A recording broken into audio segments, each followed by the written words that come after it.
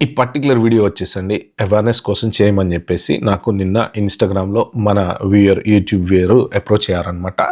ఆయన జరిగినటువంటి ఇన్సిడెంట్ నాకు మెసేజ్‌లో పెట్టారు. నేను విత్ హిస్ పర్మిషన్ నేనేం చెప్పానంటే, ఈ మెసేజ్ నేను బ్లర్‌లో డిస్‌ప్లే చేస్తానండి. ఎవరి పేర్లు అవి రాకుండా. ఎందుకు అంటే జనరల్‌గా కొన్ని వీడియోస్‌కి ఎలా పెడతారంటే కామెంట్స్, "నువ్వు వ్యూస్ కోసం, డబ్బుల కోసం వీడియోలు చేస్తున్నావా?" అంటుంటారు. నేను అదే ఆయనకి చెప్పాననమాట. సార్ అవేర్‌నెస్ వీడియోలు కొన్ని చేసినా గానీ ఏంటంటే ఏదో కావాలని వీడియోస్ వ్యూస్ కోసం పెట్టాను అంటుంటారు. అందుకని మీరు పర్మిషన్ ఇస్తే నేను ఇది స్క్రీన్ షాట్ మెన్షన్ చేస్తాను నేను విత్ బ్లర్, విత్ ఐడెంటిటీ ఏం రివీల్ చేయకుండా అంటే ఆయన ఓకే. థ్యాంక్ యూ అని అన్నారు. సో ఫస్ట్ ఆఫ్ ఆల్ ఆ ఇన్ఫర్మేషన్ ఇచ్చినందుకు మీకు థ్యాంక్ యూ సో మచ్ అండి. ఎందుకంటే ఇది డెఫినెట్‌గా చాలా మందికి యూజ్ అయ్యేటువంటి వెరీ వెరీ ఇంపార్టెంట్ ఇన్ఫర్మేషన్ అనమాట. అయితే ఆ పర్టిక్యులర్ మెసేజ్ నేను చదివిన తర్వాత దాని మీద నేను కొంత నా ఓన్ రీసెర్చ్ కూడా చేశాను నేను. చేసి మీకు క్లియర్‌గా చెప్పాలనే ఉద్దేశంతో చేస్తున్నా. నా సిన్సియర్ రిక్వెస్ట్ దీనికి ప్లీజ్ ఒక లైక్ ఇవ్వండి. వీలైతే మీ సర్కిల్‌లో షేర్ చేసుకోండి. ఎందుకంటే ఇలాంటి ఇన్సిడెంట్స్ జరిగేటువంటి ఛాన్స్ ఉంది.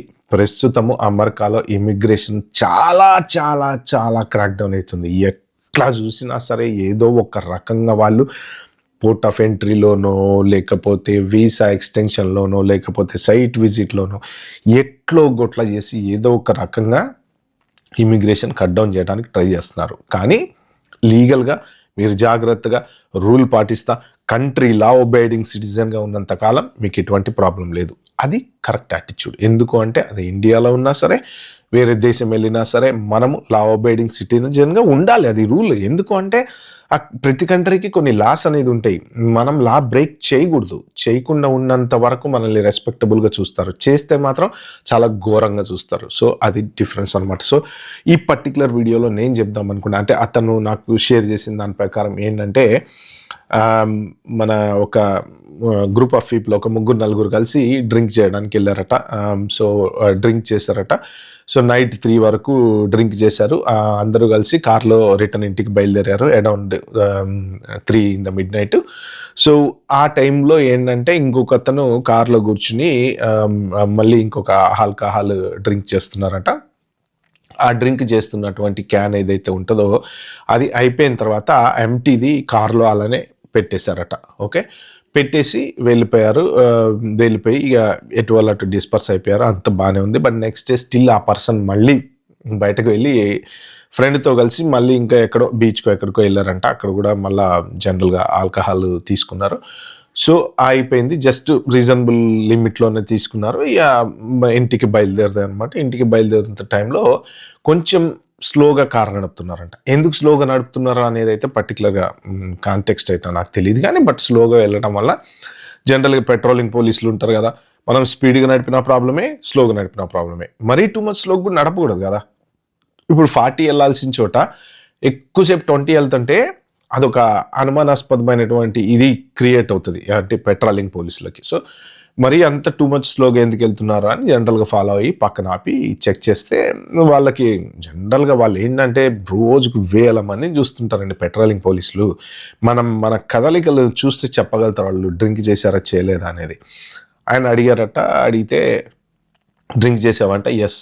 నేను ఒకటే బీర్ తాగానని చెప్పారంట. డెత్ అనలైజర్ టెస్ట్ చేశారు. టెస్ట్ చేస్తే ఆయన పాస్ అయ్యాడు. No problem. ఆల్కహాల్ బానే ఉంది. బై ద టైమ్ ఇది జరుగుతున్న టైంలో వాళ్ళకి ఆ ఎంప్టీ క్యాన్ కార్‌లో కనిపించిందట.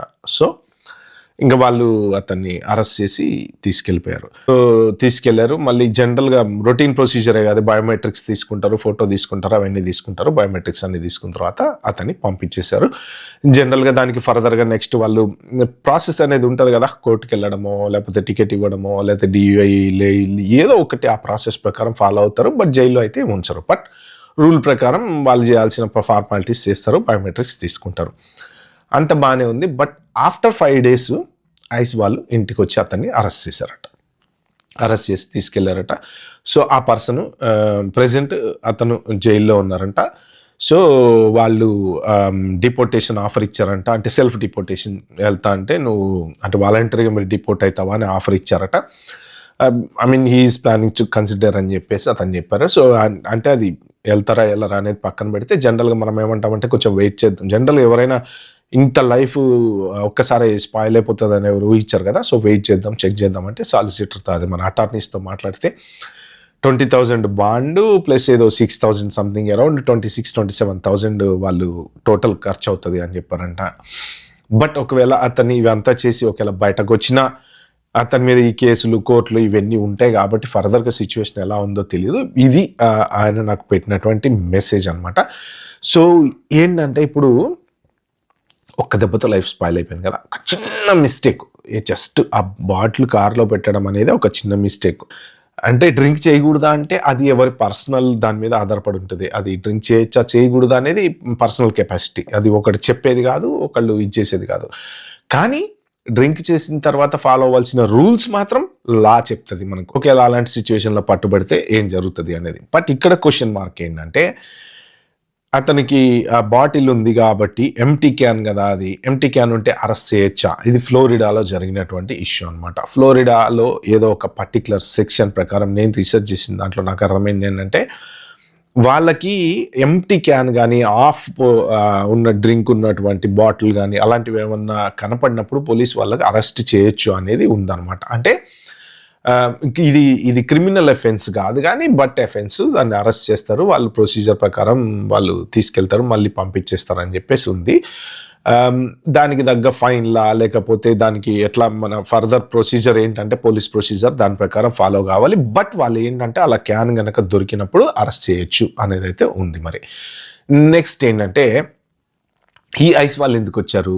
జనరల్గా ఐస్ వాళ్ళకి ఏంటి, ఇమిగ్రేషన్తోనే సంబంధం. ఒకవేళ ఓవర్ స్టే ఉన్నా లేకపోతే మీరు ఇల్లీగల్ స్టే ఉన్నా లేకపోతే వీసా లేకపోయినా ఇలాంటివి ఏమన్నా చేస్తేనే ఐస్ వాళ్ళు రావాలన్నమాట. సో ఈ పర్టికులర్ దాంట్లో నాకు అదొక్కటి క్లారిటీ అనిపించలేదు ఐస్ వాళ్ళు ఎందుకు వచ్చారు అని. బట్ నేను దాని మీద కొంత రీసెర్చ్ చేశాను. అంటే ఈ ఇన్సిడెంట్లో అసలు ఐస్ వాళ్ళు ఎందుకు వస్తారు అంటే నాకు అర్థమైంది ఏంటంటే యాక్చువల్గా ఏదన్నా సిచ్యువేషన్లో కానీ మీరు ఇప్పుడు ఈ బయోమెట్రిక్స్ ఇచ్చినప్పుడు పోలీస్ స్టేషన్కి వెళ్ళి బయోమెట్రిక్స్ ఇచ్చినప్పుడు ఆబ్వియస్లీ మీ డీటెయిల్స్ అన్నీ ఎఫ్బిఐకి షేర్ అవుతాయంట. ఈ బయోమెట్రిక్స్ ఇన్ఫర్మేషన్, మీ ఫోటో, మీ డీటెయిల్స్ అన్నీ కూడా ఎఫ్బిఐకి షేర్ అవుతాయి. ఎందుకు ఎఫ్బిఐకి షేర్ అవుతాయి అంటే జనరల్గా వాళ్ళు ప్రతి చోట క్రాస్ వెరిఫికేషన్ చేస్తూ ఉంటారు. ఎక్కడన్నా ఏదన్నా ఒక ఇన్సిడెంట్ జరిగినప్పుడు డేటా రన్ చేస్తూ ఉంటారు, డేటా చెక్స్ చేస్తూ ఉంటారు. ఏదన్నా మ్యాచ్ అవుతుందా, ఫోటో మ్యాచ్ అవుతుందా, ఇన్సిడెంట్ మ్యాచ్ అవుతుందా. ఇప్పుడు ఏదన్నా క్రైమ్స్ జరుగుతాయండి, ఫర్ ఎగ్జాంపుల్ ఒక సీరియల్ కిల్లింగ్ అని ఇంకోటనో వాళ్ళు ఎలా పట్టుకుంటారు, ఆ పర్సన్ దొరకడు. వాళ్ళు ఏం చేస్తారంటే డేటా మ్యాచింగ్ చేస్తారు. ఇది ప్రతి కంట్రీలో సర్వసాధారణం అనమాట. అంటే ఇప్పుడు ఫర్ ఎగ్జాంపుల్ మన హైదరాబాద్లో ఒక ఏరియాలో ఒక చోట దొంగతనం జరిగింది అనుకోండి, వాళ్ళు ఏం చేస్తారంటే ఆ ఏరియాకి వెళ్ళి ఆ దొంగతనం జరిగిన చోట ఫింగర్ ప్రింట్స్ ఆ పౌడర్ వేసి చల్లి తీసుకుంటారు కదా, వాటిని వాళ్ళ దగ్గర ఉన్నటువంటి పోలీస్ రికార్డ్స్లో ఉన్నటువంటి ఫింగర్ ప్రింట్స్ డేటా తోటి మ్యాచ్ చేస్తూ ఉంటారు అనమాట. అప్పుడు ఏంటంటే ఎక్కడన్నా ఏదన్నా బై మిస్టేక్, మన సినిమాల్లో చూస్తూ ఉంటాం కదా, బై మిస్టేక్ మ్యాచ్ అయింది అనుకోండి, అప్పుడు ఓహో ఇతను చేసి ఉండొచ్చేమో, ఇతను కూడా అక్కడికి వెళ్ళి ఉండొచ్చేమో అన్న దర్యాప్తు అనేది వాళ్ళు స్టార్ట్ చేస్తారు. సో అందుకని చెప్పేసి కలెక్ట్ చేసినటువంటి బయోమెట్రిక్స్ అన్నీ కూడా వీళ్ళు ఎఫ్బిఐకి ఇస్తారు. ఎఫ్బిఐ డిహెచ్ఎస్కి షేర్ చేసుకుంటుంది. వీళ్ళంతా లింక్ అనమాట, డిహెచ్ఎస్ దగ్గర నుంచి ఐస్ వాళ్ళు షేర్ చేసుకుంటారు. సో ఇలాగా మొత్తం అన్ని ఏజెన్సీస్ ఏమేమైతే ఉన్నాయో అవన్నీ కొలాబరేషన్ చేసి వర్క్ చేస్తున్నాయి. కాబట్టి ఇప్పుడు వాళ్ళ దగ్గర ఉండేటువంటి ఆ డేటా తోటి వాళ్ళు కనుక ఇది యుఎస్సిఐఎస్తో కనుక చెక్ చేసుకున్నప్పుడు ఒకవేళ యుఎస్సిఐఎస్ దగ్గర ఏమైనా రికార్డ్స్ ఉన్నా, ఫర్ ఎగ్జాంపుల్ ఒకవేళ వీసా రివోక్ చేసి ఉండొచ్చు, చాలా మందికి అవుతున్నాయి కదా ఈ మధ్యన వీసా రివోక్. ఇప్పుడు డియూఐ అనేది ఇదే ఫస్ట్ అండ్ గ్యారంటీ ఉంది, ఇంతకు ముందు కూడా ఉండొచ్చు కదా. సో అప్పుడు డియూఐ కేసు ఏమన్నా ఉందేమో, దానివల్ల వీసా రివోక్ అయిందేమో. రీసెంట్ పాస్ట్ మనం చూస్తే గత 6 months నుంచి దాదాపు చాలా వీసాలు రివోక్ అయినాయి. డియూఐ ఉన్న బయోమెట్రిక్స్, పోలీస్ బయోమెట్రిక్స్ ఎవరెవరి దగ్గర ఉన్నాయో వాళ్ళ వీసాలు అన్నీ రివోక్ అయినాయి. స్టేట్ డిపార్ట్మెంట్ వాళ్ళు పంపించడము, తర్వాత కౌన్సిలేట్ వాళ్ళు పంపించడము చాలా చూసాం కదండి. వీసా రివోక్ అయిందని. కానీ వాళ్ళంతా యూఎస్లో ఎలా ఉంటున్నారు అంటే వాళ్ళకి ఆల్రెడీ I-797 వ్యాలిడ్ ఉంది కాబట్టి మళ్ళీ ఇండియా వెళ్ళినప్పుడు స్టాంపింగ్ చేయించుకోవాలి కాబట్టి లీగల్గా వాళ్ళ స్టేటస్ ప్రకారం ఉండొచ్చు అని. అదొకటి. నెక్స్ట్ I-94 చాలా మందికి ఇప్పటికి నిన్న కాక మొన్న కూడా నాకు ఒక వీడియోకి కింద కామెంట్ పెట్టారు ఆయన, I-797 ఎక్స్టెండ్ అయిందండి, నా I-94 ఎక్స్టెండ్ కాలేదు. నేను రిప్లై పెట్టాను, సార్ దాంట్లో కింద బాటంలో మీ I-94 ఎక్స్టెండ్ అయ్యి చూసుకోండి అని చెప్పేసి. అంటే I-94 ఎలా చూడాలో కొంతమందికి తెలియట్లేదు.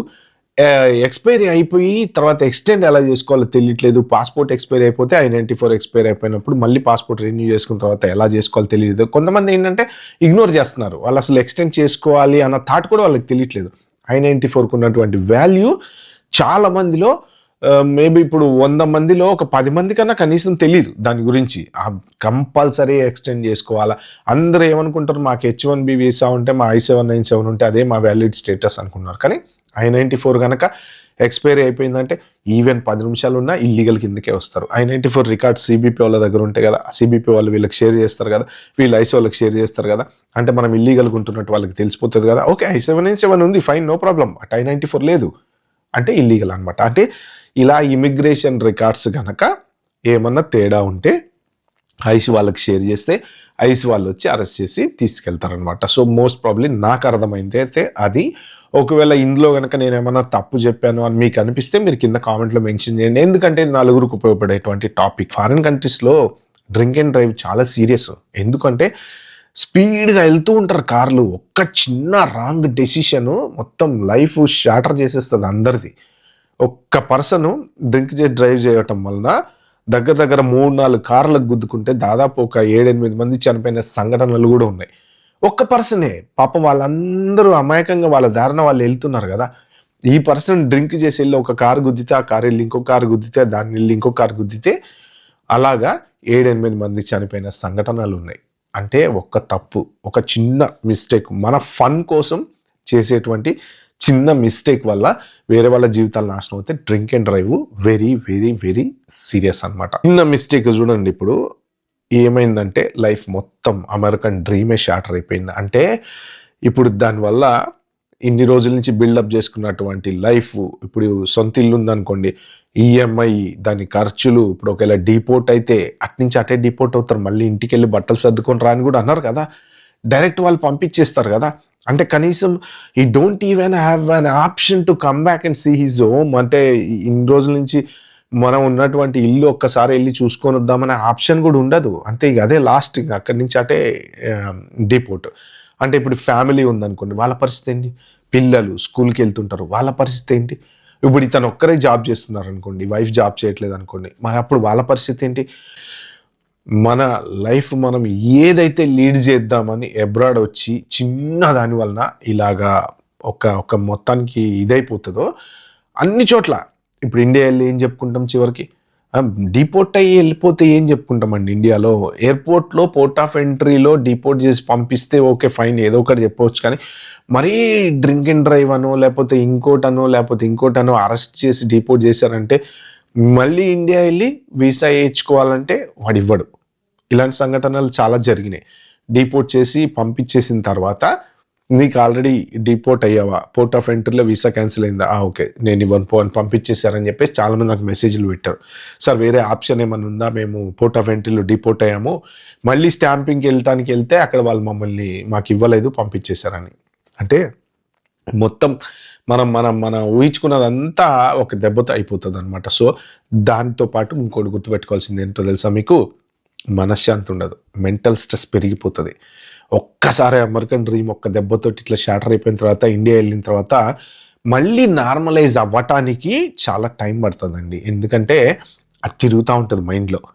మనకి సైకలాజికల్గా ఎఫెక్ట్ అయిపోతూ ఉంటాం. అర్రే చేయకుండా ఉంటే పోయేది, అర్రే ఆ బాటిల్ అందులో ఎందుకు పెట్టామా, ఇలాగా ఆలోచిస్తూ ఉంటాం అనమాట. సైకలాజికల్ డిజార్డర్స్ అన్నీ ఇలాంటి వాటి వల్లనే వస్తూ ఉంటాయండి. లైఫ్లో అన్ఎక్స్పెక్టెడ్ సంఘటన ఏదైనా జరిగినప్పుడు వస్తూ ఉంటాయి. కాబట్టి అవన్నీ అవాయిడ్ చేయాలంటే ఏంటంటే రూల్స్ ఫాలో అవ్వండి, ఇమిగ్రేషన్ రూల్స్ ఫాలో అవ్వండి, మీకు లా ఏదైతే చెప్తుందో అది ఫాలో అవ్వండి, ప్రశాంతంగా ఉండండి. మిమ్మల్ని ఎవడు ఏమీ ముట్టుకోడు, ఏ ఐసోళ్ళు రారు, ఏ ఇమిగ్రేషన్ వాళ్ళు రారు, ఎవ్వరు రారు. కానీ ఎప్పుడైతే షార్ట్ కట్లో వేరే దాంట్లోకి వెళ్తారో అప్పుడు ఇలాంటి ప్రాబ్లమ్స్ అన్నీ వస్తాయి అనమాట. ఓకే ఫ్రెండ్స్, ఇది ఈ వీడియోలో నేను చెప్దాం అనుకుంది. వీడియో మీకు నచ్చినట్టుంటే ప్లీజ్ అండి ఒక 4 అయితే షేర్ చేయండి. థ్యాంక్ యూ, బాబాయ్, హ్యావ్ గుడ్ డే.